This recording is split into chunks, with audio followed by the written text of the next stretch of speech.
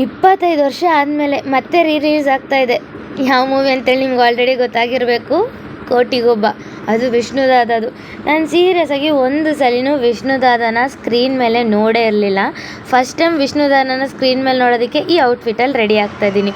And ನಾನು ಥಿಯೇಟರಿಗೆ ಬಂದ ತಕ್ಷಣ ಇಷ್ಟೊಂದು ಕಟ್ಔಟ್ ನೋಡಿ ವಾವ್, ಏನಪ್ಪ ಕ್ರೇಜು ಅನ್ನಿಸ್ತು. ಆ್ಯಂಡ್ ನಾವು ಇವತ್ತಿನವರೆಗೂ ನೋಡಿಲ್ಲ ಅಲ್ವಾ ಯಾವ ಸೆಲೆಬ್ರೇಷನ್ಸ್ ಅವ್ರ ಫ್ಯಾನ್ಸ್ ಹೆಂಗೆ ಸೆಲೆಬ್ರೇಟ್ ಮಾಡ್ತಾರೆ ಅಂತೇಳಿ. ಆ್ಯಂಡ್ ಟ್ರಸ್ಟ್ ಮೀ, ಅಲ್ಲಿ 30% ಯಂಗ್ಸ್ಟರ್ಸ್ ಇದ್ದರೆ 70% ಎಲ್ಲರೂ ಏಜ್ ಆಗಿರೋರೇ ಇದ್ದಿದ್ದು.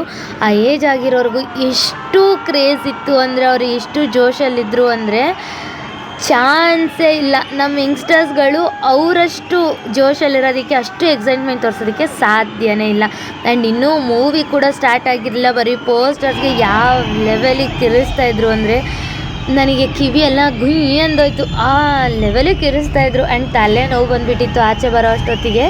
ಆ್ಯಂಡ್ ಮೂವಿ ಸ್ಟಾರ್ಟ್ ಆದಮೇಲೆ ನೀವೇ ನೋಡಿ, ಅಣ್ಣಯ್ಯ ತಮ್ಮಯ್ಯ ಸಾಂಗ್ ಬರುತ್ತೆ. ಏನು ಸೆಲೆಬ್ರೇಷನ್ ಅಂದರೆ ಸಾಂಗ್ ಮುಗೀತಿದ್ದಂಗೆ ಮೂವಿನೇ ಸ್ಟಾಪ್ ಮಾಡಿಬಿಟ್ಟಿದ್ರು. ಎಲ್ಲರೂ ಹೋಗಿ ಕುತ್ಕೊಳ್ಳೋವರೆಗೂ ಮೂವಿನೇ ಸ್ಟಾರ್ಟ್ ಮಾಡಲ್ಲ ಅಂತೇಳಿ. ಆ ಲೆವೆಲಿಗೆ ಕ್ರೇಜ್ ಇತ್ತು. ನೀವೇ ನೋಡ್ಕೊಂಡು ಬನ್ನಿ.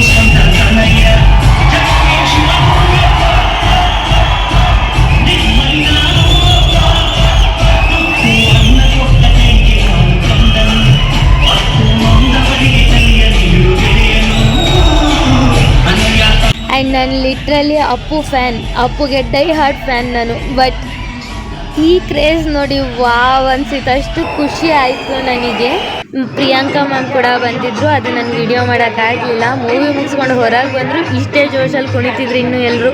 ಆ್ಯಂಡ್ ಈ ಕಟೌಟ್ ನೋಡಿ ಸಿಕ್ಕಾಬಡೆ ಖುಷಿ ಆಯಿತು. ಮತ್ತೆ ನೆಕ್ಸ್ಟ್ ವ್ಲಾಗಲ್ಲಿ ಸಿಗ್ತೀನಿ, ಅಲ್ಲಿವರೆಗೂ ಕಾಯ್ತೀರಿ.